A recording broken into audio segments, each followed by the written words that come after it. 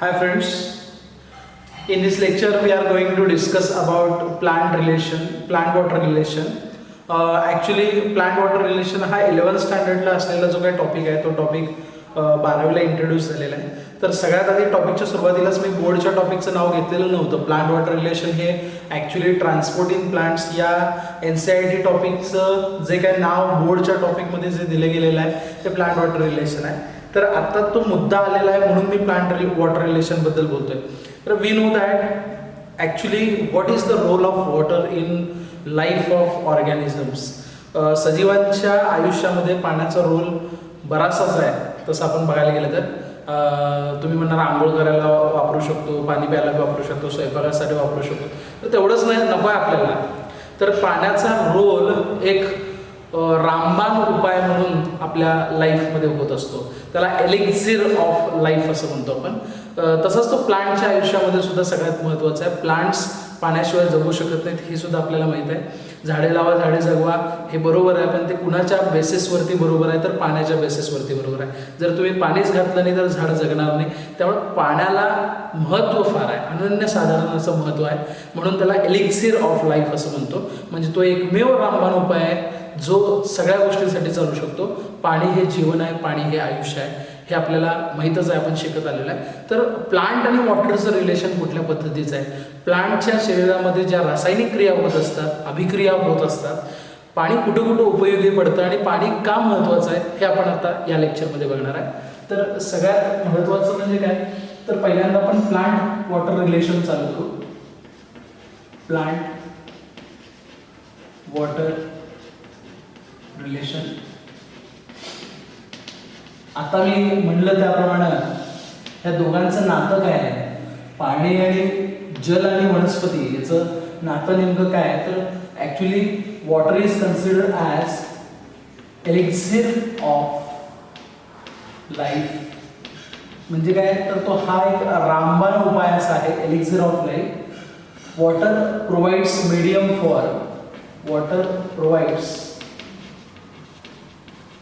Medium for dissolved substance. Provides medium for dissolved substance.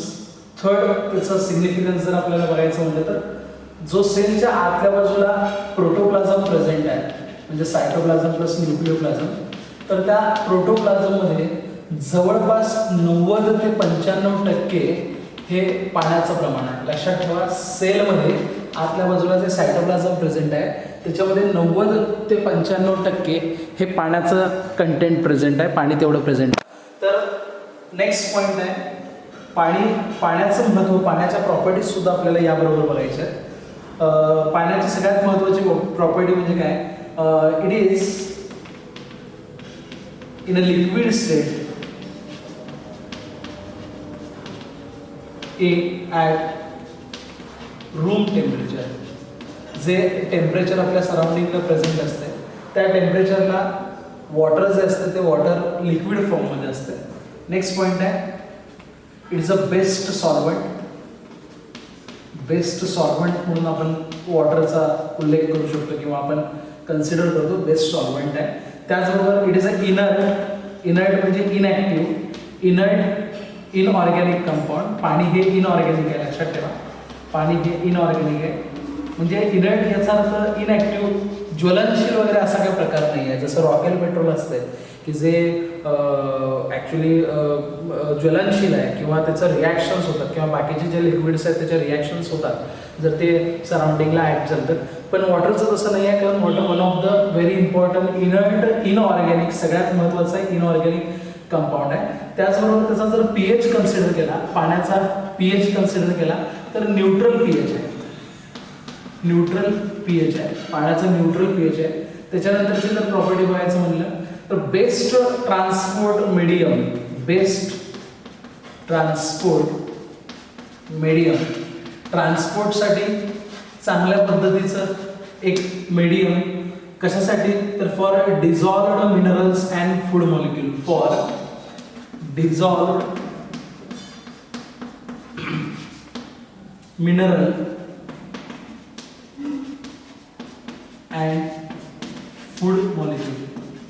बरेचसेच काही point significance properties हे नवीन बोर्डच्या टेक्स्टबुकमध्ये दिलेले आहेत. तर मी बोर्डच्या टेक्स्टबुकमध्ये पण मुलांना मी सांगू इच्छितो की बोर्डचं टेक्स्टबुक पण लगेच वाचून घ्यावं, कारण आपल्या इथं असं नीट आणि बोर्ड सेपरेट नाही आहे, तर दोन्ही गोष्टी आपल्या इकडं एकत्रच चालतात. तर काही प्रॉपर्टीज आता मी जे बघायला लागलो ते बोर्डच्या पुस्तकातून तुम्हाला सांगतोय, आणि नीटचं जे असेल ते नीटच्या वेळेस मी तसा उल्लेख करेन. तर मिनरल्स आणि फूड मॉलिक्यूलसाठी एक मीडियम प्रोव्हाइड करणारा असं वॉटर आहे. त्याचबरोबर फोटोसिंथेसिस आपण बघितलेलं आहे. फोटोसिंथेसिसमध्ये वॉटरची गरज भरपूर आहे. पाणी जर नसेल, one of the limiting factor म्हणून आपण कन्सिडर करतो. फोटोसिंथेसिसमध्ये आपण वॉटरचा उपयोग बघितलेला आहे. प्लांट्स वॉटरचा उपयोग करतात, त्याच रॉ मटेरियल म्हणून उपयोग करतात. त्याचबरोबर it acts as a thermal buffer. आता थर्मल बफर म्हणजे काय हे थोडंसं आपल्याला क्लिअर बघावं लागेल. थर्मल बफर म्हणजे काय, तर मी थर्मल बफर पुढच्या पॉईंटमध्ये सांगणार आहे. तर थर्मल बफरमध्ये आपण काही प्रॉपर्टीज, वॉटरच्या काही प्रॉपर्टीज आहेत, त्या प्रॉपर्टीजमुळं त्या वॉटरला आपण थर्मल बफर असं म्हणतो. तर पहिली प्रॉपर्टी काय, तर हाय स्पेसिफिक हीट, हे सगळ्यात महत्त्वाचं आहे. High specific heat. आता ॲक्च्युली हे फिजिक्स आणि केमिस्ट्री रिलेटेड काही टर्म्स आहेत. त्याच्यानंतर आहे high heat of vaporization, high heat of vaporization and high heat of fusion. तिसरा जो आहे तो हाय, इथे दिसतो, हाय हीट ऑफ फ्युजन. मी इथे लिहितोय हाय हीट ऑफ फ्युजन, किंवा थोडंसं वर खाली पॉईंट करूया. ह्याला मी 2 नंबर देतो, ह्याला मी 3 नंबर देतो. आता तुम्ही म्हणाल हे नेमकं काय आहे, थर्मल बफर काय असतं. तर ॲक्च्युली हे 3 जे कॅरेक्टरिस्टिक आहेत, हाय स्पेसिफिक हीट, त्याच्यानंतर आहे हाय हीट ऑफ फ्युजन आणि हाय हीट ऑफ वेपरायझेशन, ह्या ज्या प्रॉपर्टीज आपण बघायला लागलो आहे पाण्याच्या, ह्यामुळं ॲक्च्युली प्लांटच्या शरीरामध्ये जे म्हणजे प्लांटचं जे काही बॉडी असेल तर त्या बॉडीमध्ये टेम्परेचर मेंटेन व्हायचं. कारण आपल्यासारखं काय वॉर्म ब्लडेड ऑर्गॅनिझम्स नाही आहेत प्लांटमध्ये, मात्र टेम्परेचर कुठंतरी मेंटेन ठेवणं पण फार गरजेचं आहे. असं कधी होणार नाही की फार टेम्परेचर वाढलं किंवा फार टेम्परेचर कमी झालं आहे. म्हणून प्लांटमध्ये जे वॉटर आहे ते वॉटर स्वतः टेम्परेचर रेग्युलेट करतं. ते कसं करतं, तर त्याचे काही प्रॉपर्टीज आहेत. त्या 3 प्रॉपर्टीज आता मी सांगितल्या आहे, त्याला आपण थर्मल बफर असं म्हणतो. त्याच्यामध्ये पहिली जी प्रॉपर्टी आहे ती हाय स्पेसिफिक हीट आहे, दुसरी प्रॉपर्टी आहे ती हाय हीट ऑफ फ्युजन आहे, आणि तिसरी प्रॉपर्टी आहे ती हाय हीट ऑफ वेपरायझेशन आहे. आपण आता एक एक पॉईंट्स हे बघूया. तर आपण बघत होतो high heat, high specific heat. तर हाय स्पेसिफिक हीटमध्ये the amount of heat 1 gram of substance absorb or lose to change its temperature by 1 degree celsius, याला हाय स्पेसिफिक हीट असं आपण म्हणतो. हाय हीट ऑफ वेपरायझेशन म्हणजे 1 ग्रॅम लिक्विडला गॅसमध्ये कन्वर्ट होण्यासाठी जेवढी energy लागती ती एनर्जी, त्याला आपण म्हणतो हाय हीट ऑफ वेपरायझेशन. आणि तिसरा आहे high heat of fusion, the amount of heat necessary to change 1 gram of solid to convert into the liquid with no temperature change is called as a high heat of fusion. तर ह्या 3 ज्या specific properties आहेत त्या आपल्याला वॉटरमध्ये बघायला मिळतात, water मॉलिक्युल्समध्ये बघायला मिळतात. त्यामुळं आपण त्याला थर्मल बफर असं म्हणतो. नेक्स्ट यूज आहे वॉटरचा. आता आपण थर्मल बफर बघितलं. आता महत्त्वाच्या 2 प्रॉपर्टीज आहेत. आता फॉर एक्झाम्पल समजा हे प्लांट आहे, हे प्लांट आहे आणि याला असं स्टेम आहे खालच्या बाजूला, आणि त्याच्या खालच्या बाजूला रूट्स आहेत. आता रूट्सकडून वॉटर ॲब्सॉर्ब झालं, बरोबर आहे. पण आता हे वॉटर ॲब्सॉर्ब झाल्यानंतर झायलममधून वरती जाणार, तर ते कसं जातं आहे, तर 2 प्रॉपर्टी सगळ्यात महत्त्वाच्या प्रॉपर्टी. कारण का has a good adhesive and cohesive force. आता ॲडहेसिव्ह आणि कोहेसिव्ह फोर्स म्हणजे काय नेमकं, तर ह्यातला जो झायलम असतो, झायलम म्हणजे लाकडाचा जो पार्ट असतो, झायलमचा जो पार्टिकल असेल आणि वॉटर मॉलिक्यूल जे असेल त्यांच्यामध्ये जे एक ॲडिशन असतं, म्हणजे त्यांच्यामध्ये एक कनेक्शन असतं. पाणी हे कसं वरती जात असताना पाणी, आता वॉटर कॉलम तयार होतो, पाणी बरोबर जातं, म्हणजे वॉटर मॉलिक्यूल तरी एकमेकांच्या कॉन्टॅक्टमध्ये येणार आहेत. म्हणजे वॉटर जर एकमेकांच्या कॉन्टॅक्टमध्ये असतील तर त्या म्हणजे वॉटरमधले जे बॉन्डिंग असणार आहे त्यालाच आपण कोहेसिव्ह फोर्स असं म्हणतो. आणि वॉटर आणि झायलम पार्टिकल्स ह्याच्यामधलं जे बॉन्डिंग असणार आहे त्याला आपण ॲडहेसिव्ह असं म्हणतो. ॲडहेसिव्ह लक्षात ठेवा. वॉटर जर असेल तर त्याला आपण कोहेसिव्ह म्हणतो आणि जर वॉटर आणि झायलम असेल तर त्याला आपण ॲडहेसिव्ह असं म्हणतो. हे सगळ्यात महत्त्वाचे दोन फोर्सेस जेणेकरून the water will be raise in to capillaries and it get supply to the various part of the plant at a height. Next point आहे हाय सरफेस टेन्शन. सगळ्यात महत्त्वाचं आहे. तुम्हाला सरफेस टेन्शन नावाचा टॉपिकच फिजिक्समध्ये 12वीला बघायला मिळेल. सरफेस टेन्शन सगळ्यात important आहे. त्यामुळे सुद्धा वॉटर इझिली राईज अप होतं. ऑल्सो इट कनेक्ट्स, आता वॉटर हे नॉन लिव्हिंग आहे. It connects physical world with biological processes. This is very important. प्रत्येक रिॲक्शन जी शरीरामध्ये व्हायला लागली किंवा ऑर्गॅनिझमच्या शरीरामध्ये व्हायला लागली आहे त्याच्यासाठी पाणी हे सगळ्यात महत्त्वाचं आहे. म्हणून इथं असं दिलेलं आहे की it connects the physical world with a biological processes. In next lecture, we have to discuss the plant-water relation according to the NCERT textbook.